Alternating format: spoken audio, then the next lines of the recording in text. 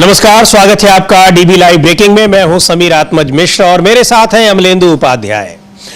Vote चोरी का मामला जितना गंभीर होता जा रहा है, जितना बड़ा मुद्दा बनता जा रहा है, चुनावी मुद्दा बनता जा रहा है, उसकी काट में बीजेपी के तमाम पैंतरे ध्वस्त होते जा रहे हैं। ताजा तरीन मामला जिस तरह से गाली को लेकर बिहार बंद का आयोजन किया गया। बिहार बंद कहीं भले न दिखा हो, लेकिन इस मुद्दे पर बीजेपी खुद तमाम आरोपों में और गालियों के चक्कर में घिर गई है। बहुत सारे सवाल उठ रहे हैं, लेकिन अब इस मैदान में इस बिहार के पूर्व मुख्यमंत्री लालू प्रसाद यादव की भी जबरदस्त एंट्री हो गई है और यह मुद्दा अब बिहारियों के अपमान का भी हो गया है और गुजराती बनाम बिहारी चलने लगा है, बिल्कुल उसी तरह जैसे महाराष्ट्र में गुजरात बनाम महाराष्ट्र का मुद्दा चला था। और प्रधानमंत्री नरेंद्र मोदी पर सीधे तौर पर बिहार के अपमान के आरोप लग रहे हैं। तो यह बहुत एक कहा जाए कि इसको उलझाने की कोशिश में थी बीजेपी, लेकिन खुद उसमें उलझ गई है और वोट चोरी का मुद्दा अपनी जगह बना हुआ है। न केवल बिहार में बल्कि देश भर में इस मुद्दे पर चर्चा हो रही है। और ताजा तरीन मामला यह है कि इसी को जो बिहार बंद का आयोजन किया गया, प्रधानमंत्री के अपमान का, उनकी मां के अपमान का मुद्दा उठाकर, उसको लेकर जिस तरह से कल जो तस्वीरें आई है बिहार बंद के दौरान, भारतीय जनता पार्टी के कार्यकर्ताओं की ओर से बंद जिस तरह से आयोजित कराया गया, जबरन कराने की कोशिश की गई, प्रशासन पूरी तरह से खामोश रहा। उस पर नीतीश कुमार पर भी उंगलियां उठ रही हैं, मुख्यमंत्री नीतीश कुमार पर, उन मुख्यमंत्री नीतीश कुमार पर जिन्होंने कुछ समय पहले यही आरोप प्रधानमंत्री पर लगाया था कि उनका अपमान किया है, उनकी मां का अपमान किया है। उस पर भी हम लोग बात करेंगे, लेकिन यह एक मुद्दा। और दूसरी तरफ न्यायपालिका से भी बड़ी खबर है। चीफ जस्टिस ऑफ इंडिया पर एक पूर्व चीफ जस्टिस ने ही बड़े आरोप लगाए हैं, उसकी भी हम लोग बात करेंगे सुप्रीम कोर्ट के कि क्या है वो मुद्दा, क्या है मामला, क्या है। लेकिन पहले बात करते हैं वोट चोरी और बिहार के अपमान की। अमलेंदु जी, जिस तरह से सीधे तौर पर लालू यादव बहुत ही चुटीले अंदाज में वो व्यंग्य कर रहे हैं, प्रधानमंत्री पर आरोप लगा रहे हैं, एक तरीके से देखा जाए कि इस मुद्दे में उनकी एक सक्रिय एंट्री अब हो गई है। हालांकि वो सक्रिय पहले भी थे, चुनावी जो इसको लेकर यात्रा के दौरान भी और पहले भी कई जगहों पर वो दिखाई पड़े हैं, लेकिन अब उनके ट्वीट्स बता रहे हैं कि किस तरह से वो इस मुद्दे पर अब सीधे प्रधानमंत्री नरेंद्र मोदी पर आरोप लगा रहे हैं कि वो बिहारियों का अपमान कर रहे हैं। हाँ, बिल्कुल, ये सीधे सीधे तौर पर आरोप लगाने बिहारियों का अपमान कर रहे हैं और अब इसको बिहार बनाम गुजरात की लड़ाई जो है ये बनती जा रही है। और लगता ये है कि नरेंद्र मोदी ने बिहार में बंद करवा कर भारतीय जनता पार्टी के ऊपर जो है वो चला दिया है बुलडोजर, ऐसा लगता है। क्योंकि ये अब बूमरैंग कर रहा है। जिस तरीके से कल भारतीय जनता पार्टी के कार्यकर्ताओं ने गुंडागर्दी मचाई है पूरे बिहार में, उसके खिलाफ अब बिहार की जनता उठ खड़ी हुई है। कल ही जो थे जबरदस्त तरीके से जवाब दिया गया, तो ये वहां एक उल्टा पड़ता नजर आ रहा है। इधर जीएसटी में जिस तरीके से किया गया है, इसको लेकर भी बहुत सारे सवाल उठाए। अब आरजेडी के प्रवक्ता तमाम कह रहे हैं कि साहब खाखड़ा फाफड़ा जो उस पर 0% जीएसटी और मखाना पे 5% और तिलकुट पे 18%, बिहार का प्रोजेक्ट है उस पर 18% और 5%, और जो गुजरात का प्रोजेक्ट है उस पर 0%। तो ये सवाल अब उठने लगे हैं। तो इसको अब हर मोर्चे पर देखा जाए तो बिहार बनाम गुजरात की बनती जा रही है। लालू प्रसाद यादव ने थोड़ी देर पहले एक ट्वीट किया, पहले उसकी चर्चा करते हैं। पहले उसको देख लेते हैं हम लोग। बड़ा एक ट्वीट उन्होंने किया है और उसको लेकर जो कहा है कि एक ये भी ट्वीट है, इसके अलावा एक उन्होंने थोड़ी देर पहले जो ट्वीट किया है हम लोग उसकी चर्चा कर रहे हैं कि ए मोदी जी, विक्ट्री चाहिए बिहार से और फैक्ट्री दीजिएगा गुजरात में। ये गुजराती फॉर्मूला बिहार में नहीं चलेगा। तो ये बिल्कुल अपने अंदाज में, जिस अंदाज में बोलते हैं, जिस अंदाज में भाषण देते हैं, चाहे वो पार्लियामेंट में बोलते रहे हो, उसी अंदाज में उनके ट्वीट भी दिखाई पड़ते हैं और बड़ा जबरदस्त तंज किया है और असलियत बताई है अमलेंदु जी कि आप बिहार वालों को क्या मूर्ख समझते हैं। हाँ, बिल्कुल, लगता तो ये कि प्रधानमंत्री बिहार के लोगों को मूर्ख ही समझते हैं, क्योंकि बिहार में बंद करा रहे हो, गुजरात में बंद क्यों नहीं कराया भाई? ये सवाल भी उठ रहा है कि बिहार में चुनाव है तो बिहार में बंद कराएंगे और गुजरात में बंद नहीं होगा, क्योंकि वहां सेठ होगा, नुकसान हो जाएगा अगर फैक्ट्रियां बंद हो जाएंगी तो। तो इसलिए बिहार बंद नहीं होगा, बंद होगा मतलब गुजरात बंद नहीं होगा, बिहार बंद कराएंगे। तो ये बहुत सारे सवाल उठाए और ये लड़ाई अब सीधी सीधी जो है बिहार बनाम गुजरात होती चली जा रही है। और कल जिस तरीके से बिहारी महिलाओं के साथ अभद्रता की है बीजेपी के लोगों ने, वो अब बड़ा मुद्दा एक बनता जा रहा है और ये बूमरैंग करता हुआ दिखाई पड़ रहा है। बिहार बंद कल जो कराया भारतीय जनता पार्टी ने और एनडीए ने, ये बूमरैंग करता हुआ दिखाई पड़ता है। बिल्कुल, इस पर एक लालू प्रसाद यादव का ही एक और ट्वीट है जो जिस तरह से कल बिहार बंद कराया गया और उसमें तमाम महिलाओं के साथ अभद्रता की गई, मारपीट तक की गई, उसको लेकर उन्होंने ट्वीट किया है कि क्या प्रधानमंत्री मोदी ने भाजपाइयों को आदेश दिया है कि आज पूरे बिहार और बिहारियों की माताओं, बहनों और बेटियों को गाली दो। गुजराती लोग बिहारियों को इतने हल्के में ना लें, ये बिहार है। बीजेपी के गुंडे, मवाली, सम्मानित शिक्षिकाओं, राह चलती महिलाओं, छात्राओं, गर्भवती महिलाओं, बुजुर्गों और पत्रकारों को गालियां दे रहे हैं, उनके साथ हाथापाई कर दुर्व्यवहार कर रहे हैं। क्या ये उचित है? शर्मनाक। ये ट्वीट किया है लालू यादव ने और इस तरह के बहुत सारे विजुअल्स कल दिखाई पड़े कि कैसे वहां पर बंद को सफल बनाने की कोशिश की गई। हालांकि ये जगह जगह जो दिखाई पड़ा और बहुत सारी तस्वीरें आई, बहुत सारे रिपोर्टर्स ने रिपोर्ट की कि कई जगहों पर बंद के लिए 4-5 लोग खड़े हैं और उनसे सवाल भी पूछा जा रहा है कि क्या यही बंद है, तो वो कह रहे हैं कि ये बूंद है, अभी समुद्र बनने वाला है। लेकिन समय निकल गया और समुद्र नहीं बन पाया। पर कई जगहों पर जबरन लोगों को रोकने की कोशिश की गई, अस्पताल जाते हुए लोगों को, महिलाओं को, और इसको लेकर अब बीजेपी खुद घिरी हुई है। बीजेपी से ज्यादा सरकार भी घिरी हुई है। अमलेंदु जी, जिस तरह से डीएनए का सवाल उठाकर नीतीश कुमार को घेरा था गया था और नीतीश कुमार ने उस समय जो भाषण दिया था, बयान दिया था, वो इस समय वायरल हो रहे हैं कि आखिर नीतीश कुमार अपना अपमान और बिहार के लोगों का अपमान क्यों भूल गए हैं। हाँ, बिल्कुल यही पूछा जा रहा है कि नीतीश कुमार आखिर अपना अपमान क्यों भूल गए और बिहार के लोगों का अपमान क्यों भूल गए। और जो 50,000 नाखून और बाल जो थे भिजवाए गए थे नरेंद्र मोदी को, वो अभी तक वापस क्यों नहीं मंगवाए नीतीश कुमार ने। नरेंद्र मोदी की मां के लिए अगर कोई अपशब्द बोल लेगा तो जनता दल यू शामिल हो जाएगी बिहार बंद में, और नीतीश कुमार की मां के लिए अपशब्द कहेंगे प्रधानमंत्री नरेंद्र मोदी तो जेडीयू खामोश बैठी रहेगी और नीतीश कुमार भी खामोश बैठ जाएंगे। अब ये सवाल बहुत शिद्दत के साथ उठ रहे हैं और नीतीश कुमार को इस पर घेरा जा रहा है। नीतीश कुमार के पास इसका कोई जवाब फिलहाल समीर जी दिखाई नहीं पड़ रहा है। तो अब नीतीश कुमार इस मसले पर घिरे हुए हैं और घिरा हुआ पूरा का पूरा एनडीए भी है कि किस तरीके से जो कल हुआ है बिहार में उसको लेकर सवाल उठ रहे हैं। जी बिल्कुल, कि बिहार में यहां बंद कराया गया जिस मुद्दे पर, और उस मुद्दे पर यहां के लोगों का इस्तेमाल किया गया, बिहार के लोगों को परेशान किया गया, और यह मामला अब बिहार बनाम गुजरात का भी होता जा रहा है। सीधे तौर पर यह कहा है, लालू यादव का जो ट्वीट है वो बता रहा है कि जो योजनाएं हैं आपकी विकास की योजनाएं, वो सारी उन योजनाओं का फायदा गुजरात को मिलेगा और बिहार के लोगों को यहां पर अपमानित किया जाएगा। इस मुद्दे पर निश्चित तौर पर अब जेडीयू और जो एनडीए गठबंधन के सहयोगी दल है वो भी घिरे हुए हैं कि आखिर क्यों हर चीज में वो बिहारियों का अपमान सहते हुए भी प्रधानमंत्री का साथ दे रहे हैं या फिर एनडीए का साथ दे रहे हैं। बहुत सारे मुद्दे हैं, लेकिन इस पर जो महत्वपूर्ण मुद्दा वोट चोरी का है, उससे जो ध्यान डाइवर्ट करने की कोशिश की गई है, उसमें सफलता भारतीय जनता पार्टी को ऐसा लग रहा है कि नहीं मिली है। जीएसटी की भी घोषणा कर दी गई है, लेकिन वोट चोरी का मुद्दा उसके लिए एक अभी भी बिल्कुल ग्रह की तरह से बना हुआ है जो उसका पीछा नहीं छोड़ रहा है। हाँ, बिल्कुल, ये मुद्दा जो है पूरी तरीके से भारतीय जनता पार्टी के गले में फंस गया है, प्रधानमंत्री नरेंद्र मोदी के गले में फंस गया, समझिए इसको एक तरह से ये कहा जाए। और प्रधानमंत्री नरेंद्र मोदी इससे निकलने का कोई रास्ता ढूंढ नहीं पा रहे हैं। डाइवर्ट करने की कोशिश तो करते हैं, भारतीय जनता पार्टी प्रधानमंत्री डाइवर्ट करने की कोशिश करते हैं, लेकिन वोट चोरी का मुद्दा जो है ये किसी भी तरीके से अब निकल नहीं रहा, उनके गले में बुरी तरीके से फंसा हुआ है। इस बीच एक बड़ी खबर ये है समीर जी कि ईवीएम पर बैन लगाने की सिफारिश की है कर्नाटक सरकार, और कल कैबिनेट में इसमें चर्चा हुई और कर्नाटक सरकार ने चुनाव आयोग को भेजा है प्रस्ताव कि ईवीएम से चुनाव स्थानीय निकाय के नहीं कराए जाएं और चुनाव कराए जाएं बैलेट पेपर से। तो वहां के मंत्री हैं एच के पाटिल, वो जो क्या कह रहे हैं वो हम लोग सुन सकते हैं कि एच के पाटिल उसकी जो कैबिनेट की बैठक है उसके बाद क्या हुआ। बिल्कुल, और ये चुनावी प्रक्रिया को किस तरह से चुनाव आयोग और सरकार मिलकर प्रभावित हो रहे हैं, उसके खुलासे के बाद अब आगे क्या करना है। यानी पूरी तरह से विपक्ष इस मुद्दे पर हावी है और उस मुद्दे में उलझती जा रही है सरकार, चुनाव आयोग। सुन लेते हैं एस के पाटिल क्या कह रहे हैं, कर्नाटक सरकार के मंत्री ईवीएम के खिलाफ जो कैबिनेट ने प्रस्ताव पारित किया है उस पर। Election Commission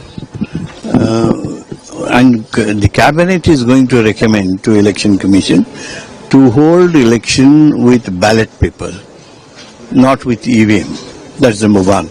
Number two, we will be recommending to Election Commission of Karnataka, State Election Commission, to make the voters list. Make the voters list. Is it in a view of the vote chori allegations? This is all because the credibility of voters list is totally eroded. The credibility of EVM machines has come down like anything. Everywhere these are the complaints, these are the things. That's why the cabinet has decided that we should recommend to Honorable State Election Commission to make the voters list and also to hold election with ballot. तो इसको ballot paper से चुनाव कराने की मांग, एक तरफ यहां वोट चोरी का मुद्दा, दूसरी तरफ ईवीएम को हटाने की मांग। ईवीएम को हटाने की मांग हर जगह पर हो रही है, दूसरी विधानसभाओं से भी इस तरह से प्रस्ताव पारित होने की उम्मीद है। और ये पूरा का पूरा जो चुनावी प्रक्रिया को हाईजैक करने के आरोप लगे हैं चुनाव आयोग पर सरकार के साथ मिलकर, वो एक बड़ा मुद्दा बनता चला जा रहा है। हाँ बिल्कुल समझिए, काफी बड़ा मुद्दा बनता चला जा रहा है और सरकार भी घिरी हुई है, चुनाव आयोग भी घिरा हुआ है और चुनाव आयोग जो है इसका कुछ हल जो है वो निकाल नहीं पा रहा कि कैसे अब निकले। अब लगता है कि चुनाव आयोग और बीजेपी के बीच में भी ठंड जाएगी, क्योंकि अगर चुनाव आयोग के ऊपर इतने ज्यादा सवाल उठेंगे और फंसेंगे चुनाव आयोग के अधिकारी, जाहिर सी बात है कि बेईमानी बिना चुनाव आयोग की उसकी थोड़ी हो जाएगी, बीजेपी अकेले बेईमानी थोड़ी कर लेगी। तो चुनाव आयोग फंसेगा इसमें और चुनाव के अधिकारी फंसेंगे तो फिर ये लड़ाई बीजेपी और चुनाव आयोग के बीच भी शुरू होगी। लेकिन फिलहाल जो जिस तरीके से देखा जा रहा है तो ये साफ तौर पर आरोप लग रहे हैं कि चुनाव आयोग भारतीय जनता पार्टी को फायदा पहुंचाने के लिए वोटों की चोरी कर रहा है, ये आरोप लग रहे हैं और चुनाव आयोग इसका कोई संतोषजनक उत्तर नहीं दे पा रहा है। जी बिल्कुल, और चुनाव आयोग इसका संतोषजनक उत्तर नहीं दे रहा है और इस मुद्दे को, वोट चोरी के मुद्दे को डाइवर्ट करने की जो कोशिशें हो रही हैं उन पर भी सरकार घिरी जा रही है। और ये कहा गया था जो जीएसटी में एक उसको सरलीकरण उसका किया गया है, जो मांग लगातार पिछले 8 साल से हो रही थी लेकिन सरकार के कान में जूं नहीं रेंग रही थी, अचानक उस पर सरकार अब पिघलने लगी है और विपक्ष के सुझाव हुआ करते थे उन पर अमल कर दिया गया है। 15 अगस्त को प्रधानमंत्री ने लाल किले से घोषणा की थी इसकी, कहा था कि दीपावली से पहले इसको किया जाएगा, लेकिन दीपावली से बहुत पहले इसको कर दिया गया। उसका कारण यह है कि एक तो बिहार में चुनाव है और दूसरी तरफ वोट चोरी के मुद्दे पर सरकार बुरी तरीके से घिरी हुई है। लेकिन जीएसटी पर अब जो कुछ भी फैसला किया है उस पर भी सरकार घिरी है कि आखिर 8 साल से क्या लोगों का जो पैसा था वो चोरी किया जा रहा था, उस पर डाका डाला जा रहा था। ये चोरी का मुद्दा और डकैती का मुद्दा ये सरकार पर बहुत जबरदस्त तरीके से भारी पड़ गया है। हाँ बिल्कुल, ये जबरदस्त तरीके से भारी पड़ गया है। वोट चोरी का मुद्दा आप कह सकते हैं कि बीजेपी के लिए भी भारी है, चुनाव आयोग के लिए भारी है और बीजेपी इसमें बुरी तरीके से फंसी हुई समीर जी दिखाई पड़ रही है। कोई एक तरह से कहा जाए कि बीजेपी के पास या प्रधानमंत्री नरेंद्र मोदी के पास कोई इसका जवाब है ही नहीं। और कल तो समीर जी वोट चोरी के मुद्दे से ध्यान भटकाने के लिए जो बिहार बंद कराया गया लेकिन वो बुरी तरीके से फ्लॉप हुआ, तो उस फ्लॉप होने के बाद प्रधानमंत्री नरेंद्र मोदी के मुंह से कल अपनी माता श्री का नाम एक बार भी नहीं निकला, एक बार भी कल उन्होंने अपनी मां को याद नहीं किया। तो अब ये सवाल उठ रहे हैं कि आपने बिहार बंद करवा दिया लेकिन कल आपने अपनी माता जी को याद क्यों नहीं किया? आपको अपने कार्यकर्ताओं को कम से कम धन्यवाद देना चाहिए था कि भाई आपने बिहार बंद कराया, मेरी माता जी को गालियां दी गई थी तो आपने किया, तो आपका धन्यवाद। ये धन्यवाद तक नहीं कहा ताकि वो माता जी का नाम कहीं ना आ जाए, क्योंकि वो बूमरैंग कर चुका है। जिस तरीके से कल बीजेपी के कार्यकर्ताओं ने गुंडागर्दी की है सड़कों पर, उसका जो है जनता ने जवाब दिया है समीर जी। तो अब ये भारतीय जनता पार्टी को काफी ज्यादा नुकसान होता हुआ दिखाई पड़ रहा है। जी बिल्कुल, इसको लेकर तमाम बयान भी आ रहे हैं और बहुत सारे जो विजुअल्स कल के आए हुए हैं, कल भी हम लोगों ने ब्रेकिंग में उसकी चर्चा की थी, उसके बाद शाम को भी उस पर चर्चा हुई। लेकिन इस पर जो तमाम चीजें और गाली गलौज करते हुए, एक तरफ मां के अपमान की बात हो रही है, प्रधानमंत्री के मां के अपमान की बात, और दूसरी तरफ लोगों से मारपीट करते हुए, गाली गलौज करते हुए बंद को सफल बनाने की असफल कोशिश की जा रही है। यह सारी चीजें दिखाई पड़ रही है और अब यह मामला बिहार बनाम गुजरात का हो गया है। वो एक बार उस लालू यादव के उस ट्वीट को फिर से देखते हैं जो उन्होंने लिखा है और सीधे तौर पर प्रधानमंत्री पर निशाना साधा है और बिहार के लोगों को भी एक बड़ी चुनौती दी है कि वो बिहार का अपमान ये क्यों सह रहे हैं। लिखा है लालू यादव ने कि मोदी जी विक्ट्री चाहिए बिहार से और फैक्ट्री दीजिएगा गुजरात में, यह गुजराती फॉर्मूला बिहार में नहीं चलेगा। यह अब एक तरीके से अमलेंदु जी बिहार के राजनीतिक दल जो एनडीए के साथ हैं उनके लिए बड़ी चुनौती है, बिहार के लोगों के सामने भी एक बड़ी चुनौती है कि किस तरीके से यहां पर बिहार के लोगों की भावनाओं का दोहन किया जा रहा है और सारा जो विकास की योजनाएं हैं वो दी जा रही है गुजरात को। हाँ बिल्कुल समीर जी, सारी विकास की योजनाएं जो हैं वो जा रही हैं गुजरात को और टैक्स वसूला जा रहा है बिहार से और नौकरियां छीनी जा रही हैं बिहार की और उसके बाद बिहारियों को गाली भी दी जा रही है, बिहारी माताओं बहनों को गाली दी जा रही है। ये साफ तौर पर देखने में आ रहा है और इसको लेकर काफी ज्यादा नाराजगी बीजेपी के प्रति बिहार में बढ़ती भी जा रही है समीर जी। और अब जो भी करना था बीजेपी को, ठीक है भाई, प्रधानमंत्री की मां को किसी ने गाली दी तो उस पर कार्रवाई होनी चाहिए, तो कार्रवाई हुई भी, लेकिन अब आरोप यह भी लग रहा है कि वो तो बीजेपी का ही आदमी था जिसने गाली दी। तो अब ये षड्यंत्र था कि बीजेपी की तरफ से कोई, ये भी अब लगातार सवाल जो है वो उठ रहे हैं। अब ये ठीक है कि किसने किसको गाली दी, किसने किसको नहीं दी, अब अपना अपना सबका है, भाषा सबकी अपनी होती है, लेकिन प्रधानमंत्री की भाषा को लेकर छत्तीसगढ़ के पूर्व उप मंत्री हैं टीएस सिंहदेव, टीएस सिंहदेव ने बात रखी है, उन्होंने प्रधानमंत्री की भाषा पर सवाल उठाए हैं। वो भी हम लोग सुन सकते हैं कि टीएस सिंहदेव ने क्या कहा प्रधानमंत्री की भाषा को। जी बिल्कुल, सुन लेते हैं टीएस सिंहदेव जो छत्तीसगढ़ के उप मुख्यमंत्री रह चुके हैं, बहुत ही सीनियर नेता हैं कांग्रेस पार्टी के, क्या कह रहे हैं प्रधानमंत्री की भाषा को लेकर। कई बार लगातार सवाल उठ रहे हैं और जब प्रधानमंत्री खुद इस मुद्दे पर बात कर रहे हैं तब फिर ये सारे सवाल एक बार फिर से सामने आ जाते हैं कि उन्होंने क्या क्या कहा है महिलाओं के सम्मान में और तमाम लोगों की माताओं के सम्मान में जो कुछ भी कहा है। सुनते हैं टीएस सिंहदेव को क्या कह रहे हैं वो। यहाँ मुलाकात करेंगे। अभी राहुल गांधी को लेकर एक रैली वाला एक विवाद चल रहा है जिसमें बिहार में प्रधानमंत्री मोदी ने कहा है कि मैं तो जरूर माफ कर दूंगा इस मामले को लेकर, मगर बिहार की जनता जो है वो आरजेडी और कांग्रेस को माफ नहीं करेगी। कुछ बड़ा दिल दिखा रहे हैं मोदी जी। इस प्रकार की भाषा का उपयोग करने की शुरुआत कहाँ से हुई उसकी उनको चिंतन करना चाहिए, चिंता करनी चाहिए। देश के प्रधानमंत्री रहे, उनके दल के लोगों ने सदन के अंदर सदन के बाहर किस तरह से अमर्यादित भाषा का प्रयोग किया और कहीं कभी किसी के ऊपर ऐसे व्यवहार को रोकने की दिशा में न कभी कोई शब्द उन्होंने कहे मोदी जी ने, न कभी कोई कार्रवाई ऐसी करके दिखाई कि ऐसे लोगों को राजनीतिक प्रमुखता से हटाया जाए, प्रमुख स्थानों से हटाया जाए। चुनावों में हमने स्वयं मोदी जी को बहुत प्रकार के शब्दों का उपयोग करते हुए देखा। सोनिया जी के संदर्भ में क्या भाषा का उपयोग उनने किया था, प्रयोग उनने किया था, ये पूरे देश ने सुना। और आज कोई मनचला मंच पे चढ़ के कुछ बोल गया, वो उनको चुप गई बात। अश्लील भाषा थी तो उसके लिए कहीं कोई दो बात हो ही नहीं सकती कि कोई भी सार्वजनिक तौर पे ऐसी भाषा का उपयोग करे, वो निंदनीय है। किंतु वो सारी व्याख्या हमारे प्रधानमंत्री जी भूल गए। जब देश के प्रमुख होने के नाते देश में और समाज में एक दिशा देने के लिए उनके पास अवसर थे, उनसे जुड़े हुए लोगों ने किन किन शब्दों का प्रयोग किया मैं बोलना भी नहीं चाहता। अब तो मोदी जी के वो भाषण भी चल रहे हैं, उनके साथियों के वो भाषण भी चल रहे हैं, मीडिया के डिबेट में भाजपा के प्रतिनिधि जा रहे हैं, वहां क्या शब्दों का प्रयोग कर रहे हैं, लोकसभा में किस प्रकार के शब्दों का प्रयोग कर रहे हैं,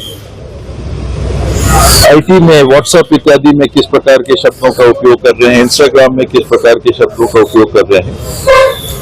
ये बात अंततः वैसे लोगों के तक भी चली जाती है जो एक व्यक्ति मंच पे खड़ा होके और खराब शब्दों का उसने उपयोग किया। शुरुआत कहाँ से होती है, ये चिंता का विषय है और राजनीतिक उपयोग इस वाकया का जहां तक करने। तो ये इस मुद्दे पर बिल जो कह रहे हैं कि टी.एस. सिंहदेव की शुरुआत कहां से होती है, और शुरुआत लगातार देखा गया कि संसद के भीतर, लोकसभा के भीतर किस तरह से कहा गया, और खुद प्रधानमंत्री ने बहुत सारे इस तरह के अपमानजनक शब्द बोले हैं और चुनावी सभाओं में बोली गई हैं बातें, लेकिन उन पर किसी को अपमान नहीं हुआ। और खुद मुख्यमंत्री, बिहार के मुख्यमंत्री नीतीश कुमार, जो कि आज एनडीए के साथी हैं, उनके लिए भी प्रधानमंत्री ने इस तरह की भाषा का इस्तेमाल किया।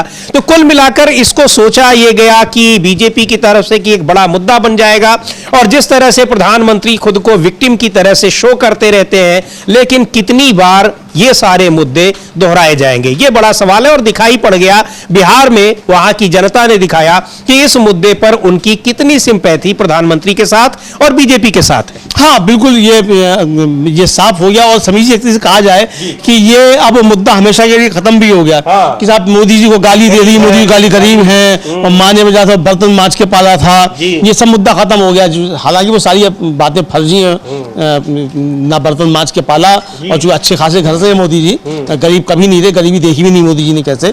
तो लेकिन अब जो रोना धोना करते थे वो भी अब सब खत्म हो गया, अब वो उस पर कुछ होने वाला नहीं है। और ये एक तरह से कहा जाए, बार बार आप एक ही काठ की हांडी जो है चढ़ाते रहेंगे तो कब तक चलेगी भाई। पहली बार जो है थोड़ी जलेगी, बाद में दूध ज्यादा जल जाएगी, तीसरी बार में जो है वो मतलब खाक हो जाएगी, तो इसे कोयला बन जाएगी, और चौथी बार में तो फिर वो जलकर राख हो ही जाएगी ना। तो उस राख का आप क्या करेंगे, गंगा में बहा देंगे, जिस माँ गंगा ने बुलाया था मोदी जी को।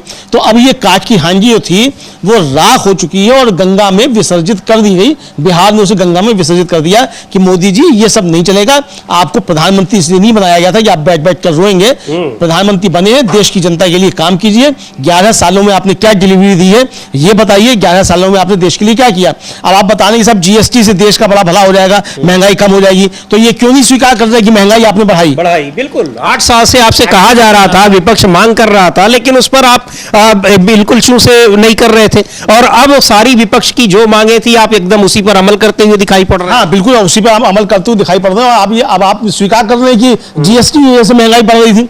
तो विपक्ष जो कह रहा था आप उसको स्वीकार कर रहे हैं, मतलब विपक्ष के आरोपों को कि जीएसटी की वजह से महंगाई बढ़ी, और आप कह रहे हैं कि अब जीएसटी जो अब जो हमने इसमें कम कर दिया तो महंगाई कम हो जाएगी। तो ये सीधे सीधे स्वीकार कीजिए कि 8 साल तक आपने देश को लूटा है जी, सरकार ने लूटा है, इसका मतलब फिर तो ये समझा जाए क्या। विपक्ष यही तो आरोप लगा रहा है।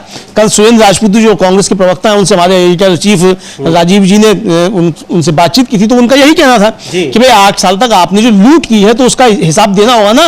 ये कहाँ गया पैसा जनता की जेब से जो लिया गया। 28% जीएसटी आप वसूल रहे थे, और अगर वो 18% हो गई या 12% हो गई तो अब तक आपने इसका मतलब जेब काटी है जनता की। तो पैसा कहाँ गया, किस काम में आया, देश को जवाब तो देना होगा। तो ये जवाब मोदी जी के पास नहीं है, तो इसलिए रोना धोना कर रहे थे। लेकिन अब वो रोना धोना भी उस पर लगाम लग गई, चूंकि कल बिहारियों ने साफ तौर पे कहा कि भाई आप बिहार किसी के बाप का है क्या, इस तरह की वीडियो वायरल हो रहे हैं। ये हमारे शब्द नहीं है, ये जनता जो कह रही है वो कह रही है कि बिहार किसी के बाप का है क्या। तो अब इस तरह की बातें जब होने लगी, इसका मतलब जनता अब खड़ी होकर बीजेपी की जो गुंडागर्दी है उसको जवाब देने के लिए आगे आ रही है। जी बिल्कुल। और इस पर तेजस्वी यादव ने भी, बिहार के पूर्व डिप्टी सीएम तेजस्वी यादव ने एक ट्वीट किया है, उसको भी देखते हैं कि क्या लिखा है उन्होंने। और यही है कि आपके वही मुद्दे बार बार उठाते हैं, तो आखिर आपको क्या लगता है कि देश के लोग, बिहार के लोग मूर्ख हैं। लिख रहे हैं कि वाह मोदी जी वाह, काश रैली की तरह बिहार बंद के लिए भी भाड़े पर लोग बुला लेते। जैसे रैली में पुलिस और प्रशासन पर दबाव देते हैं, ऐसे ही बंद के लिए पुलिस को ही बोल देते, वही ट्रैफिक रुकवा देते। विश्व की सबसे बड़ी पार्टी बीजेपी ने कल बिहार में दुनिया भर की गुंडागर्दी की। भाजपाई गुंडों ने सरेआम महिलाओं को पीटा, शिक्षिकाओं को पीटा, गर्भवती महिलाओं को रोका, बुजुर्गों को धक्का दिया, छात्राओं के साथ दुर्व्यवहार किया, बच्चों को स्कूल जाने से रोका, एम्बुलेंस को रोका, शहीद के परिजनों को पीटा, लेकिन फिर भी ये नकारे लोग पंचायत तो छोड़िए, एक वार्ड तक बंद नहीं करा पाए। धिक्कार है। बीजेपी की गुंडई पर गोदी मीडिया को साफ सुन गया। बेचारों ने इस पर कोई डिबेट नहीं की। विपक्ष के बंद में कोई छींक भी देता तो इनके स्टूडियो में जातिवादी तूफान आ जाता। इनकी पत्रकारिता पर मोर नाचता, लेकिन बेचारे बीजेपी की विफलता से सदमे में हैं। गुजरात के रहने वाले मोदी जी ने वोट की खेती के लिए बिहार बंद में आम बिहारियों को परेशान करने का मस्ती भरा निर्णय ले लिया। शायद अभी उन्हें बढ़िया स्क्रिप्ट के साथ और अधिक टेसू बहाने होंगे, ये लिख रहे हैं तेजस्वी यादव। और जिस तरह से बिहार बंद का कल जो परफॉर्मेंस रहा, और अमलेंदु जी पहले भी हम लोग चर्चा कर रहे थे कि वहां पर जो सहयोगी दल है उनका कतई समर्थन नहीं है, और यही बात तेजस्वी यादव जो लिख रहे हैं कि अगर रैली में भीड़ बढ़ाई जाती उसी तरह से बंद भी करा लिया जाता। सीधे तौर पर यह है कि यहां पर सरकार की यानी जेडीयू की तरफ से भी कोई इस बंद को समर्थन कहीं से नहीं था। हाँ, जेडीयू की तरफ से इस बंद को समर्थन नहीं था। और समीर जी, कल एक वीडियो वायरल हो रहा है काफी ज्यादा, उसको हम इसलिए नहीं दिखा सकते कि वो किसी दूसरे का है। आरजेडी के कार्यकर्ता जो हैं वो कह रहे हैं कि ये जो चूंकि कल आरजेडी कह रहा है उसका एलजेपी रामविलास यानी चिराग पासवान के कार्यकर्ता, वो कह रहे हैं कि चूंकि कल चिराग पासवान का भी एक कार्यक्रम था तो चिराग पासवान को नुकसान पहुंचाने के लिए ही ये तारीख चुनी गई बिहार बंद की। साफ तौर पर धमकी दे रहा है वो कार्यकर्ता कि हम 243 सीटों पर लड़ेंगे। ये हुआ। और जनता दल के कार्यकर्ता जो थे झंडा पकड़े हुए थे एक प्रदर्शन में, तो उनसे एक पत्रकार जो सवाल पूछा है कि भाई जब मोदी जी ने नीतीश कुमार की मां को गाली दी तब आपको दर्द नहीं हुआ?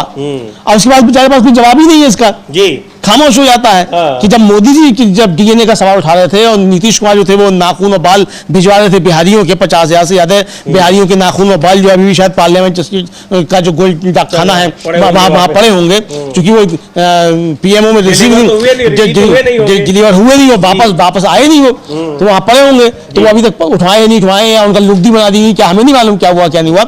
लेकिन ये सवाल तो निश्चित तौर पर बना हुआ है कि आप क्या है। तो ये अब जो इस तरह के सवाल उठ रहे हैं तो इसमें घिरे हुए पूरी तरीके से नजर जो है वो प्रधानमंत्री भी आ रहे हैं, भारतीय जनता पार्टी भी आ रही है और ये सवाल उठ रहे हैं। और तेजस्वी ने भी, समीर जी जिस तरीके से ये ट्वीट किया, और इसमें भी आप देखिए कि आखिरी लाइन जो उनकी है वो ठीक उसी से मेल खाती है जो लालू प्रसाद यादव जो मेल कर रहे हैं बिहारियों और गुजरातियों का। अब वो क्या कह रहे हैं कि गुजरात के रहने वाले मोदी जी ने, यानी अब बिहार में ये मसला बड़ा हो गया है। और समझिए हम लोगों ने कल भी चर्चा की थी कि जिग्नेश मेवाणी का एक वीडियो वायरल हो रहा है, वो कह रहे हैं कि भाई एक फैक्ट्री में आग लग गई और उसमें मजदूर जो थे वो हताहत हो गए, उसमें जो बिहार के थे। मोदी जी इस पर कुछ नहीं बोल रहे हैं चूंकि वो बिहारी मजदूर थे, फैक्ट्री जो है वो गुजरात की है। तो ये सवाल जो है अब उठ रहे हैं। तो अब मोदी जी वहां जबरदस्त तरीके से घिरे हुए हैं, क्योंकि मोदी जी बार-बार भाग कर गुजरात जाते हैं। हालांकि बताया जाता है 7 सितंबर के बाद गुजरात ही जाएंगे, अब जाएंगे नहीं जाएंगे उस समय बताएगा बहरहाल फिलहाल। लेकिन ये सवाल जब उठ रहे हैं तो ये अब नरेंद्र मोदी और भारतीय जनता पार्टी के गले में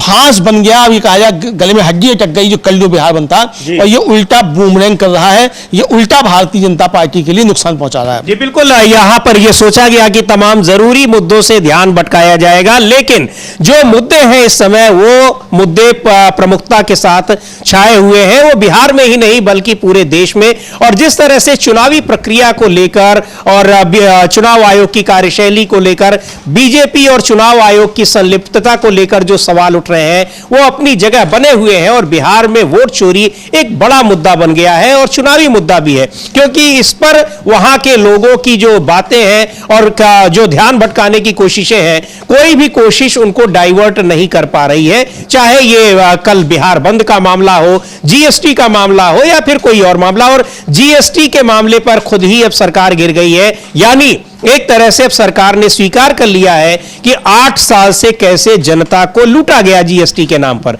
यह अब सवाल उठ रहे हैं, क्योंकि जब मांग की जा रही थी तब नहीं हुआ और एक एक चीज पर वहां पर जीएसटी लगाई गई। अब उन चीजों को एग्जेम्प्ट किया गया है, तो क्यों किया गया? शुरू में ही जब उस पर बात हो रही थी तो ऐसा क्यों नहीं किया गया? इसको लेकर कितने आंदोलन हुए, डिमांड हुई, पार्लियामेंट में इस पर चर्चाएं हुई, लेकिन सरकार ने उस पर पहले कभी नहीं ध्यान दिया। और यही तेजस्वी यादव जो आप कर रहे हैं उसी में एक वीडियो, चूंकि वीडियो नहीं दिखा सकते हैं, लेकिन वो लिख रहे हैं कि बुजुर्ग भाजपाइयों को गुजरात के 75 वर्षीय युवा नेता ने क्या क्या काम थमा दिया है। और ये वीडियो उसमें काफी ज्यादा वायरल हुआ कि सब कुछ बाजार खुला हुआ था, नेताजी जो थे वो झंडा पकड़े हुए टहल रहे थे, तो वो पत्रकार जो था पहुंचा, उसने पूछा कि अरे नेताजी ये क्या है, कैसा बंद है, सब तो खुला हुआ है। तो शौक लगा उनको एकदम से, पहले आधा मिनट को रुके, फिर एकदम से वो झंडा का उल्टा किया और लाठी बनाई और दुकानदारों पर दौड़ पड़े।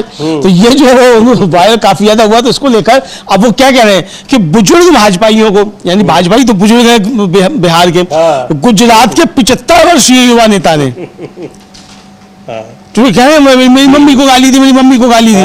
तो जो वो युवा नेता जो है 75 वर्षीय गुजरात के, उन्होंने क्या क्या काम थमा दिया, ये बहुत तगड़ा तंज जो है एक तरीके से तेजस्वी ने समीर जी किया है। जी बिल्कुल। और ये जो ये स्क्रीनशॉट है, ये दर्शकों तक भी ये वीडियो जरूर पहुंचा होगा अमलेंदु जी, और उनको पता लग गया होगा कि ये क्या वीडियो है और ये बुजुर्ग बीजेपी नेता क्या कर रहे हैं। और ऐसी बहुत सारी तस्वीरें हैं जो कल दिखाई पड़ रही है। कल हम लोगों ने न्यूज पॉइंट में भी चर्चा की थी, जब माफ कीजिएगा इसमें ब्रेकिंग में, तब तक वहां जो बंद था 7 बजे से 12 बजे तक का आयोजित किया गया था, यानी 5 घंटे वो बंद लगभग पूरा हो चुका था। और उस समय की जो तस्वीरें आ रही थी उसमें दिखाई पड़ रहा था कि इस बंद का क्या असर है बिहार में, अलग अलग जगहों पर, राजधानी पटना से लेकर और तमाम जगहों पर। तो अब ये मुद्दा, इस पर चूंकि बहुत सारे सवाल उठ रहे हैं कि इसको इतना ज्यादा, इतना बड़ा मुद्दा बनाने की क्या जरूरत थी। प्रधानमंत्री जापान और चीन की यात्रा करके लौटते हैं और अचानक उनको तकलीफ होती है,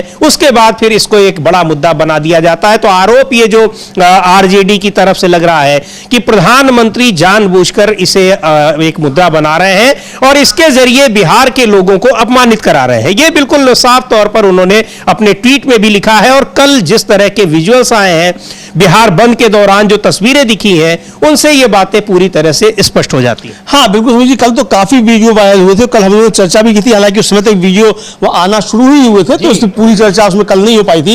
लेकिन शाम तक आते आते कई जो थे वो वीडियो इस तरीके के आ गए कि किस तरीके से भारतीय जनता पार्टी के कार्यकर्ता मार पिटाई कर रहे हैं, एक पत्रकार को माँ बहन की गालियां दी जा रही हैं, उसका माइक तोड़ दिया गया, उसका चश्मा तोड़ दिया गया। कई पत्रकारों के साथ कल इस तरीके जो है वो टूट फूट जो हुई है। तो ये अब जिस तरीके से है, तो इस पर कहा कि काफी कुछ जो है वो बवाल जो है मतलब कल हुआ है, और इसको लेकर काफी ज्यादा जो सवाल उठे हैं। और समीर जी, हम लोग जिसकी चर्चा कर रहे थे, गुजरात की जो घटना हुई, उसकी जो फैक्ट्री में जो घटना हुई, उसको लेकर जो बिहार कांग्रेस के प्रवक्ता हैं राजेश राठौर, उन्होंने भी उसको लेकर समीर जी अपनी बात रखी है। तो वो वीडियो भी, उनकी बाइक भी हम लोगों के पास है, हम लोग उसको सुन सकते हैं कि राजेश राठौर क्या कहना है। वही सवाल उठ रहा है कि गुजरात में जो हुआ उसको लेकर प्रधानमंत्री खामोश क्यों हैं, और ये अब सवाल जो है काफी शिद्दत से उठने लगे हैं कि आप बिहार बंद करा रहे हैं कि साहब आपकी माँ को गाली दी गई,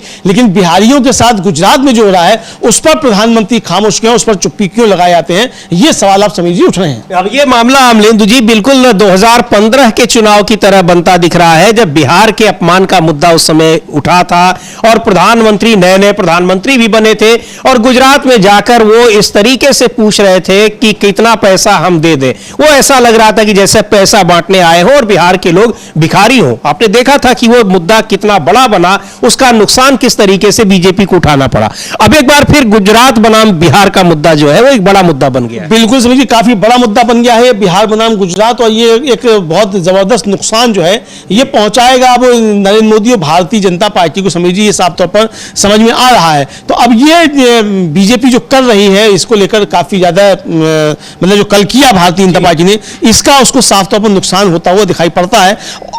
सुन लेते हैं राजेश राठौर क्या कह रहे हैं, बिहार कांग्रेस के प्रवक्ता। और जो सूरत में जो घटना हुई जिसमें बिहार के कई मजदूर काम कर रहे थे, लेकिन उन पर कोई चिंता नहीं जताई गई और न तो किसी का अपमान का तो कोई सवाल ही नहीं उठता है। सुनते हैं क्या कहा है राजेश राठौर ने। जब भी बिहार के मजदूर और बिहारवासी कहीं मरता है तो प्रधानमंत्री जी और मुख्यमंत्री जी चुप क्यों हो जाते हैं? जब बिहार के मजदूर गुजरात के सूरत में एक विस्फोट में मर जाते हैं, 25 घायल हैं, 2 की मृत्यु हो गई, 3 दिन बीत गए, अब तक न प्रधानमंत्री जी का ट्वीट आया न मुख्यमंत्री जी का ट्वीट आया।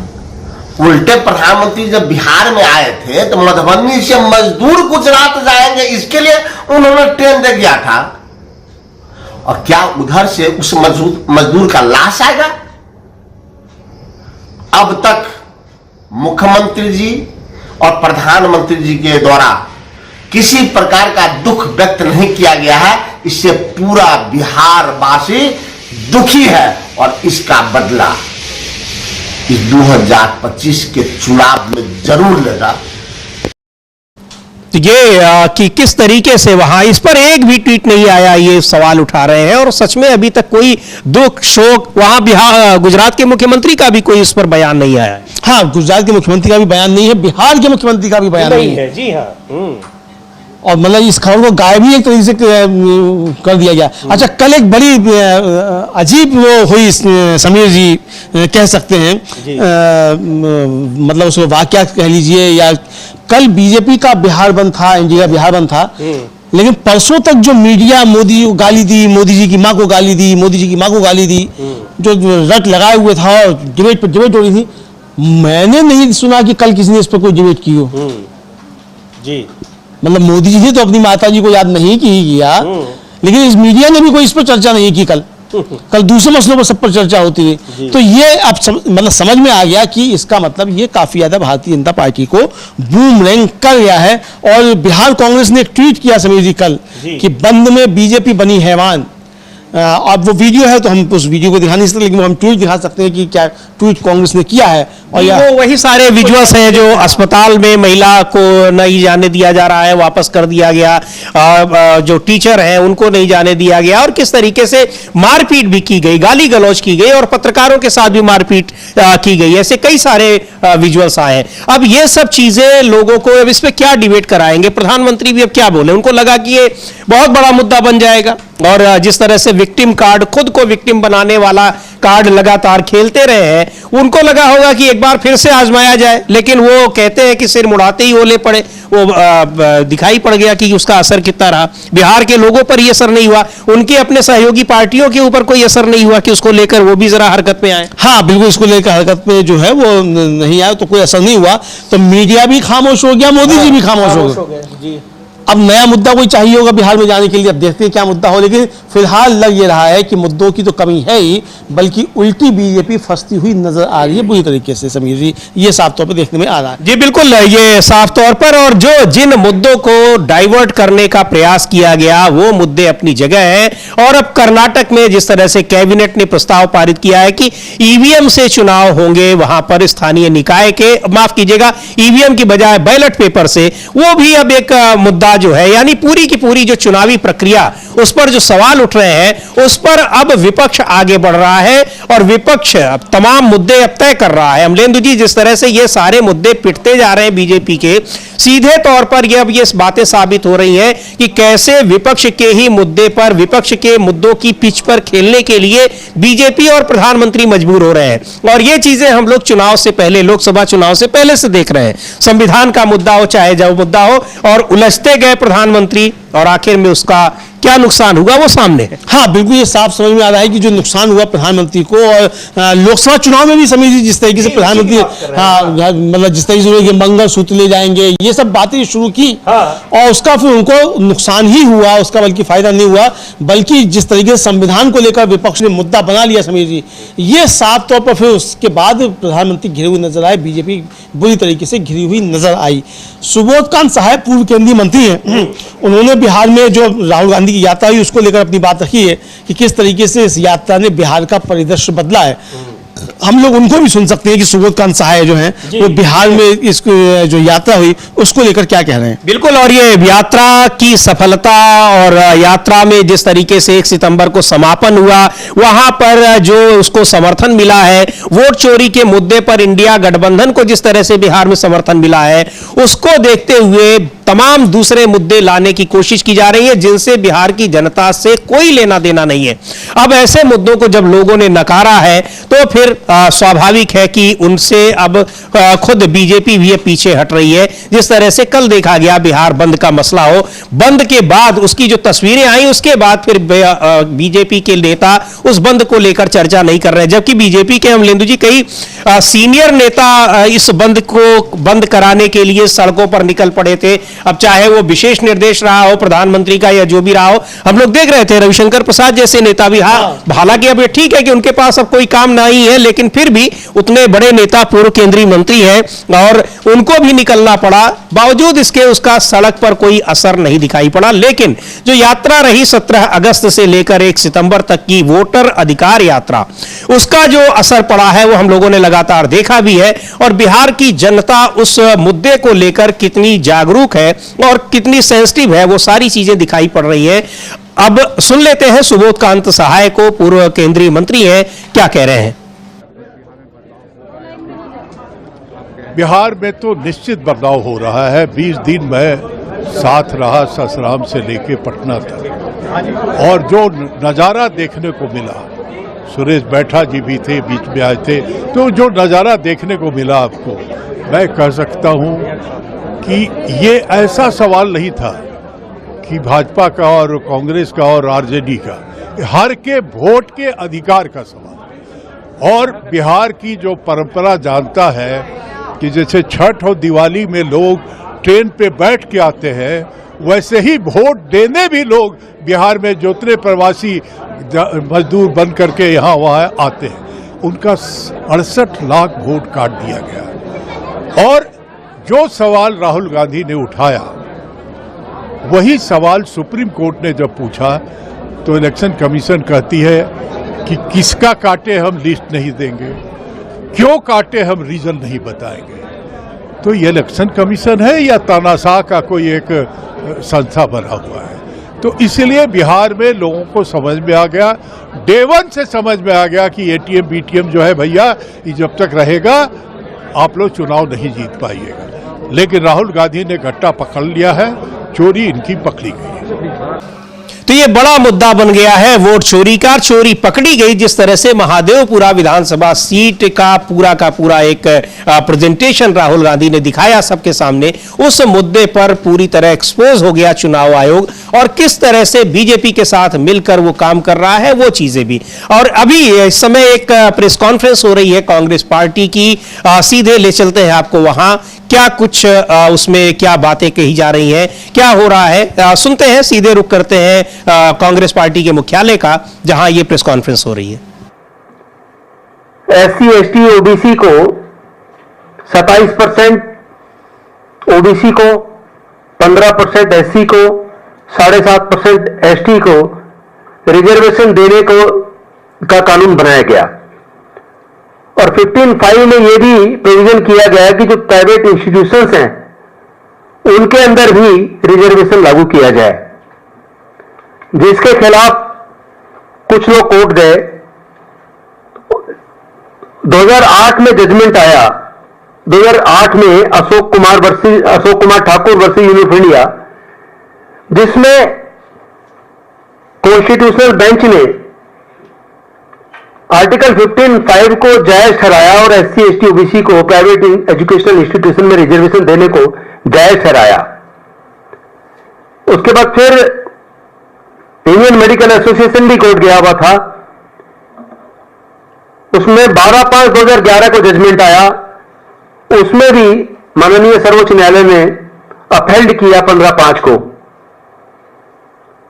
और फाइनली सारी चीजों को कंसीडर करते हुए 2014 में Pramati education trust versus union of India, इसके अंदर सुप्रीम कोर्ट ने क्लियरली ये डिसाइड कर दिया कि 15(5) जायज है, किसी के फंडामेंटल राइट का उल्लंघन नहीं है, और इसमें SC ST OBC के बच्चों को प्राइवेट एजुकेशनल इंस्टीट्यूशंस में भी रिजर्वेशन देने का जो प्रोविजन 15(5) में किया गया है वो कानून के सम्मत है, और स्टेट गवर्नमेंट्स और सेंट्रल गवर्नमेंट इसको कर सकती हैं।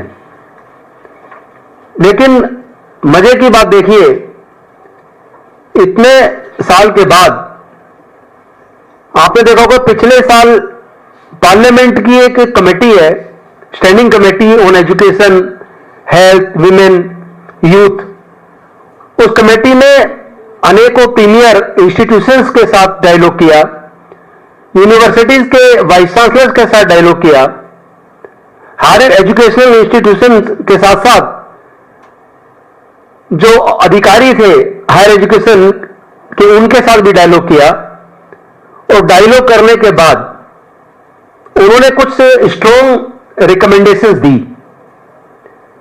और उन्होंने जो रिपोर्ट सबमिट की संसद के अंदर, वो रिपोर्ट बड़ी चौंकाने वाली है। उस रिपोर्ट से पता चला कि शेड्यूल्ड कास्ट के बच्चे प्राइवेट एजुकेशनल इंस्टीट्यूशंस के अंदर केवल 0.89% बच्चे पढ़ते हैं। तो ये कांग्रेस पार्टी की प्रेस कॉन्फ्रेंस थी जिसमें आरक्षण के मुद्दे पर बात हो रही है, लेकिन इस समय जो सबसे बड़ा मुद्दा है वो है वोट चोरी का, जिस पर चुनाव आयोग और सरकार बुरी तरीके से घिरे हुए हैं। और इस बीच जो सुप्रीम कोर्ट से बड़ी खबर है वो भी बहुत हैरान करने वाली खबर है। हालांकि जो कॉलेजियम सिस्टम है इस पर सवाल बार बार उठते रहते हैं, लेकिन कॉलेजियम सिस्टम पर सवाल उठना अलग बात है, पर सुप्रीम कोर्ट और सरकार की मिलीभगत का आरोप लगना ये बहुत अलग बात है। और ये लोकतंत्र के लिए ये एक अच्छी खबर नहीं है, जिसका जिक्र कर रहे हैं सुप्रीम कोर्ट के ही पूर्व न्यायाधीश। हाँ बिल्कुल समीर जी, और सुप्रीम कोर्ट के रिटायर्ड जज हैं जस्टिस अभय ओका, और बॉम्बे हाई कोर्ट में वो सीजेआई जस्टिस बीआर गवई से सीनियर थे। ये बात खुद जो थी वो जस्टिस अभय ओका के जो रिटायरमेंट की पार्टी हुई वहाँ महाराष्ट्र में, उसमें जस्टिस गवई ने बताई थी। अब उन जस्टिस अभय ओका ने ही एक तरह से कहा जाए कि जो जस्टिस गवई की सत्यनिष्ठा है उस पर सवाल खड़े किए हैं। और सवाल इसलिए खड़े हुए समीर जी कि ये आरोप लगना शुरू हो गए हैं कि बीजेपी की सरकार जो है वो अपने विचारधारा के लोगों को न्यायपालिका में भर रही है। और सीनियर एडवोकेट हैं इंदिरा जयसिंह, उन्होंने साफ तौर पर आरोप लगाया कि हिंदुत्ववादी सरकार अपने लोगों को न्यायपालिका में भर रही है ताकि संविधान को चोट पहुंचाई जा सके और न्यायपालिका पर सरकार का नियंत्रण हो। ये उनके आरोप थे। और ये आरोप इसलिए हुए कि जो गुजरात हाईकोर्ट के एक जज थे विपुल पंचोली, वो पटना हाई कोर्ट के चीफ जस्टिस बनाकर भेज दिए गए और उनका नाम सुप्रीम कोर्ट के कॉलेजियम ने भेजा सुप्रीम कोर्ट में पदोन्नति के लिए, जज के लिए। उस पर यह सवाल उठा कि वो वरिष्ठता क्रम में 57वें नंबर पे हैं और 57 मतलब 56 लोगों को नजरअंदाज करके उनको ऊपर लिया गया और उनको सुप्रीम कोर्ट में ले आया गया। और जिस दिन कॉलेजियम ने सिफारिश की उसके 24 घंटे के अंदर ही उनकी नियुक्ति केंद्र सरकार ने क्लियर भी कर दी और उसके साथ साथ बॉम्बे हाई कोर्ट में 14 जनों की नियुक्तियां भी क्लियर कर दी गई। और जस्टिस बी नागरत्ना जो सुप्रीम कोर्ट कॉलेजियम के सदस्य हैं, उन्होंने जस्टिस विपुल पंचोली की एलिवेशन को डिसेंट नोट लगाया, उसको जो था कॉलेजियम ने भी नजरअंदाज कर दिया और सरकार ने भी उसको नजरअंदाज कर दिया और उनकी नियुक्ति में कहीं भी ये नहीं आया कि इस पर कॉलेजियम के एक सदस्य ने अपनी नाखुशी जाहिर की थी, अपना डिसेंट नोट लगाया था। ये सवाल इसकी मांग भी की कि हमारे डिसेंट नोट को वेबसाइट पर डाला जाना चाहिए, वेबसाइट पर डालना चाहिए। और इंदिरा जयसिंह जो सीनियर एडवोकेट, उन्होंने भी एक सवाल किया कि भाई आखिर वो असहमति क्या थी, ये लोगों को मालूम क्यों नहीं पड़ रहा है, मालूम होना चाहिए असहमति क्यों है इसको लेकर।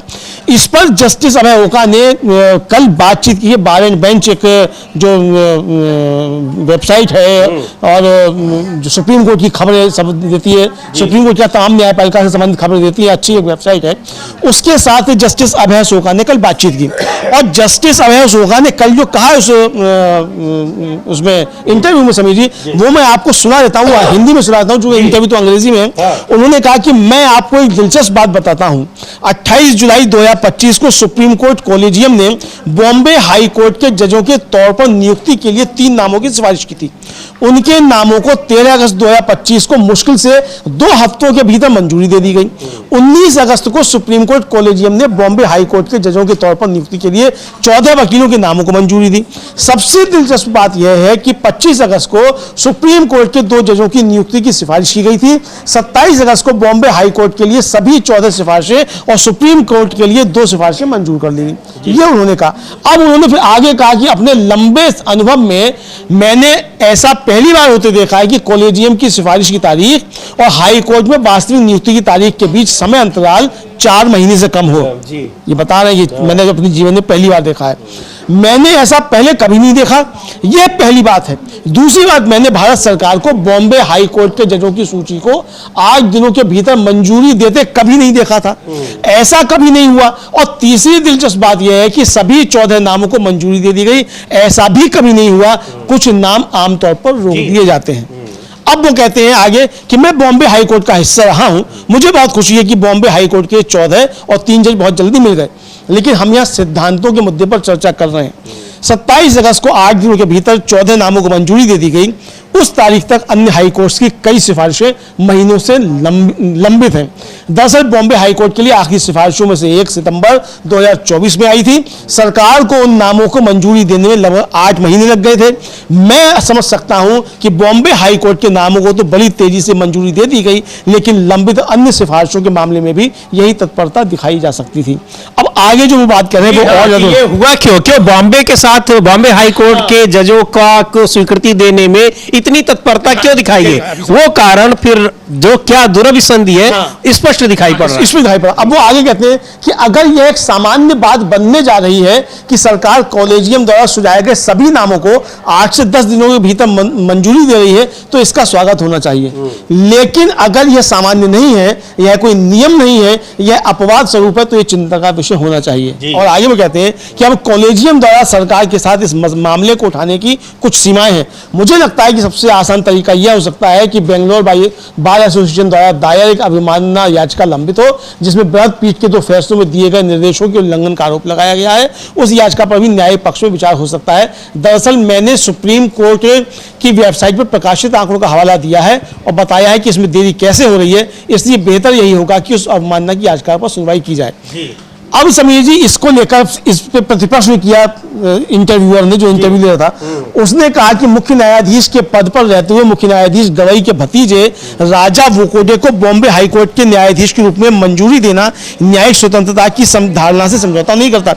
इस पर जस्टिस ओका ने बहुत खुलकर अपनी बात रखी और वो काफी ज्यादा महत्वपूर्ण है। और सुप्रीम कोर्ट में क्या चल रहा है, क्यों सुप्रीम कोर्ट के ऊपर बार-बार सवाल उठने लगते हैं। समीर जी, हमने पिछले कई सीजीआई को देखा है जिनके ऊपर लगातार इस तरीके के सवाल उठते रहे। सिर्फ एक जस्टिस सीजीआई खन्ना जो गए उनके ऊपर कुछ सवाल नहीं लगे, बाकी इससे पहले पिछले 4-5 सीजीआई के ऊपर किसी न किसी तरीके से कुछ ना कुछ आरोप लगते रहे। और ये तो जो बता रहे हैं जस्टिस ओका, बिल्कुल यानी एक हाथ से दो दूसरे हाथ से लो। जस्टिस विपुल और ये यहाँ पर बॉम्बे जी। और अब ये समझिए, ये सवाल उठ रहे हैं कि जिस वक्फ बोर्ड के मसले पर सुनवाई हो चुकी है और जस्टिस गवई ही उसकी सुनवाई कर चुके हैं, सुप्रीम कोर्ट की अवकाश होने से पहले उस पर सुनवाई हो चुकी थी, मामला सुरक्षित रख लिया गया था और इन्हीं सीजीआई ने तमाम हाई कोर्ट से कहा था कि आपके कितने मामले लंबित हैं उनकी हमें लिस्ट दीजिए और आप जो है लंबे समय तक रख लेते हैं। सुप्रीम कोर्ट की टिप्पणी थी कि लंबे समय तक उस पर नहीं होते, उसके बाद जज को भी याद नहीं रहता कि इस पर क्या बहस हुई थी। तो अब इसको लेकर सवाल उठा है कि वो आखिर इस पर फैसला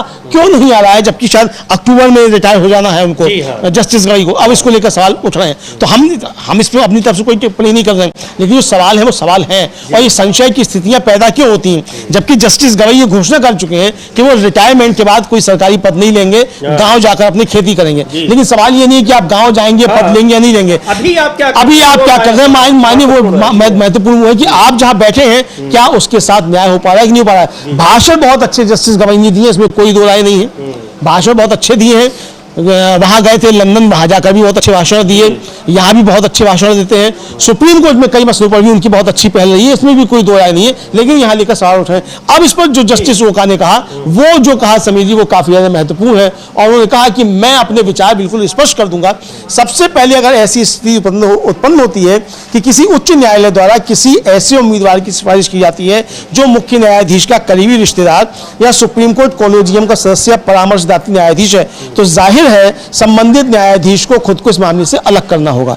अगर कोई वास्तव में योग्य उम्मीदवार है तो सवाल यह है कि क्या न्यायपालिका को उससे वंचित किया जाना चाहिए। जायज बात है कि मान लीजिएगा उनके भतीजे ही है और वो उचित है उम्मीदवार, तो क्या उनको वंचित कर दिया जाए इसलिए कि वो सीजीआई के भतीजे। ये तो अमलेंदु जी केस अगर आ गया है आपके किसी रिश्तेदार का तो उससे अलग कर हो जाते हैं, उससे हो जाते हैं। ये तो नियुक्ति हो रही है सीधे हाई कोर्ट सुप्रीम कोर्ट में। अभी हमें ध्यान नहीं पड़ रहा, अभी शायद हफ्तावारी हुआ, एक जज ने अपने को अलग किया और एक जज ने तो बाकायदा कहा कि साहब मध्य प्रदेश का मामला है कि बीजेपी के सबसे धनी विधायक हैं, उन्होंने फोन करके उनसे संपर्क किया तो उन्होंने अपने को उससे अलग कर लिया। तो अब उन्होंने जो आगे कहा वो काफी ज्यादा है। तो उनका कहना है कि लेकिन तब इस मामले में मुख्य न्यायाधीश को खुद को अलग कर लेना चाहिए था। मुझे नहीं पता कि उन्होंने खुद को अलग किया है या नहीं, फिर उन्हें एक और वरिष्ठ न्यायाधीश को जोड़कर कॉलेजियम का विस्तार करना चाहिए था। दूसरी बातचीत भी नवगठित कॉलेजियम के साथ होनी चाहिए थी। यह कानूनी पहलू है। और फिर उन्होंने कहा कि दूसरा मुद्दा औचित्य का है, क्या ऐसा किया जाना चाहिए था। अब जहां तक औचित्य का प्रश्न है तो औचित्य की अवधारणा व्यक्ति दर व्यक्ति भिन्न होती है जी। तो ये सवाल जो है अब उठ रहे हैं। तो अब हो सकता है कि सरकार ने समीर जी इसीलिए तुरंत बॉम्बे हाईकोर्ट को दे दिया हो, ये स्वीकार कर लिया हो ताकि जस्टिस गवाई के ऊपर सवाल उठने शुरू हो जाए। ये भी हो सकता है सरकार की मंशा इसमें खराब रही हो। तो ये अब जिस तरीके की चीजें सब हो रही हैं, तो यहां समीर जी इस सरकार को समझ पाना हर एक के बस का नहीं है कि ये कहां किस स्तर पर जाकर क्या करने लग जाते हैं। तो तमाम संवैधानिक पदों पर बैठे हुए लोगों को भी बड़ी सावधानी जो है बरतनी चाहिए इस सरकार के साथ कोई भी संबंध को आगे ले जाते हैं। जी बिल्कुल, ये मसला निश्चित तौर पर महत्वपूर्ण है कि अगर सीजीआई उस कॉलेजियम को हेड कर रहे हैं और उसमें उनके किसी रिश्तेदार की नियुक्ति होनी हो तो उससे उनको अलग कर लेना चाहिए। मुकदमों से अलग कर लेते हैं न्यायाधीश और इस तरह से, लेकिन अगर ऐसा हुआ है तो बहुत, और चूंकि जो टाइमलाइन जो दिखाई पड़ रही है, यानी जो जिसको कहते हैं गृह मंत्री अमित शाह की भाषा में क्रोनोलॉजी, वो क्रोनोलॉजी ये बता रही है कि कहीं ना कहीं कुछ गड़बड़ जरूर है। एक तरफ यहां उसको स्वीकृति मिल रही है जस्टिस विपुल को सुप्रीम कोर्ट में आने की, और दूसरी तरफ यहां बॉम्बे हाई कोर्ट के 14 जजों को स्वीकृति मिल रही है वहां पर हाई कोर्ट में जज बनने की, और उनमें सीजीआई के रिश्तेदार भी हैं। तो ये बहुत सारे सवाल तो अपने आप उठाता ही है। और जो जिस तरह से जस्टिस अभय ओका ने ये सारी बातें कही है, तो और उन्होंने बताया भी है कि सवाल क्यों उठ रहे हैं। हाँ बिल्कुल उठाया, और हम फिर स्पष्ट कर दें कि हमारे सवाल नहीं है जी। ये सवाल जो उठ रहे हैं पूरे बौद्धिक जगत में, और ये सवाल खुद न्यायपालिका की तरफ से आए हैं जी। मतलब सुप्रीम कोर्ट के ही एक जज हैं और जिनको सीजीआई गवाही खुद बता चुके हैं कि वो बॉम्बे हाई कोर्ट में उनसे ज्यादा सीनियर थे जी, है ना। और उन्होंने उनके नाम की सिफारिश पे खुशी भी जाहिर की थी कि अगर गवाही साहब सुप्रीम कोर्ट जाते हैं तो उनको खुशी होगी। तो ये बात उनका ही वक्तव्य था सीजीआई गवाही का। तो ये हमारे सवाल नहीं है। एक वेबसाइट के साथ इंटरव्यू में वीडियो इंटरव्यू भी है वो, तो उसमें उन्होंने जस्टिस ओका ने ये बातें कही हैं। तो ये हमने अपने दर्शकों को बताया है समीर जी। बिल्कुल, तो एक बहुत गंभीर सवाल उठाए हैं और एक विमर्श भी छेड़ा है कि आखिर सुप्रीम कोर्ट के जजेस को क्या करना चाहिए, सरकार के साथ किस तरीके से सरकार कई बार उनका दुरुपयोग भी कर सकती है या उसमें ब्लैकमेल भी कर सकती है, लेकिन उनको खुद सतर्क रहना चाहिए। तो खैर, पर जो ये बातें कही गई हैं निश्चित तौर पर बड़ी गंभीर बातें हैं, और उनका क्या आने वाले दिनों में सीजीआई की तरफ से कोई जवाब आता है या नहीं आता है उस पर रहेगी हमारी निगाह। लेकिन जो मुद्दा इस समय गंभीर है वो राजनीतिक मुद्दा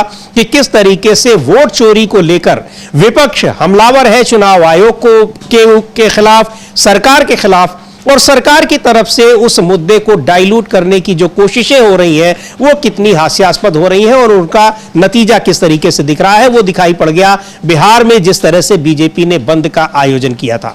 तो जो आगे कुछ क्या होता है इन तमाम खबरों पर हमारी नजर रहेगी। आप बने रहिए डीबी लाइव के साथ। फिलहाल इस कार्यक्रम को अब यहीं समाप्त करते हैं। मुझे और अमलेंदु